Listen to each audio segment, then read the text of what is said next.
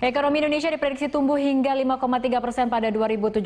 Informasi tersebut dan sejumlah berita ekonomi lainnya akan disampaikan oleh Sadrina Evanalia. Sadrina Evanalia, silahkan. Terima kasih Fitri Megantara. Bank Dunia memprediksi ekonomi Indonesia tumbuh hingga 5,3% pada tahun 2017 dan 5,5% pada tahun 2018. Prediksi pertumbuhan tersebut sangat bergantung pada ada atau tidaknya kenaikan investasi publik, perbaikan iklim investasi, serta kenaikan penerimaan negara.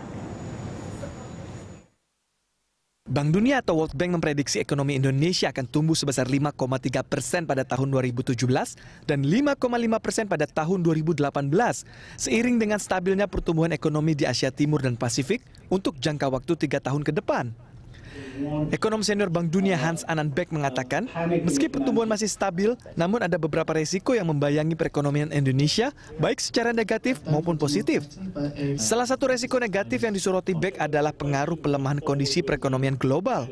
Resiko lainnya menurut Beck adalah adanya ketidakpastian terkait kapan Bank Sentral Amerika Serikat Federal Reserve akan menaikkan suku bunga acuan Fed Fund Rate dan magnitudonya.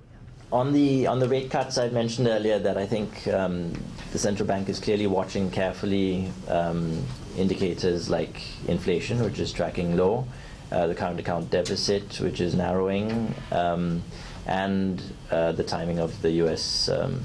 Increase in or possible increase in interest rates, which, depending on who you're asking, may or may not happen this calendar year. And as Masita mentioned earlier, I think what we are really hoping to see is also through the change of operational policy recently to a more transaction-based policy rate, that some of these cuts flow more strongly through to a reduction in lending rates, for example, that can support the economy alongside fiscal policy. Sementara itu, resiko positif yang dapat meningkatkan proyeksi pertumbuhan ekonomi Indonesia menurut Beck adalah dampak kebijakan pengampunan pajak atau tax amnesty. Program pengampunan pajak yang telah berjalan selama 3 bulan belakangan diharapkan dapat mendongkrak pertumbuhan ekonomi di tanah air. Dana yang masuk melalui program amnesti pajak tersebut dinilai dapat meningkatkan pendapatan negara dan pada akhirnya dapat membantu meningkatkan pertumbuhan ekonomi Indonesia.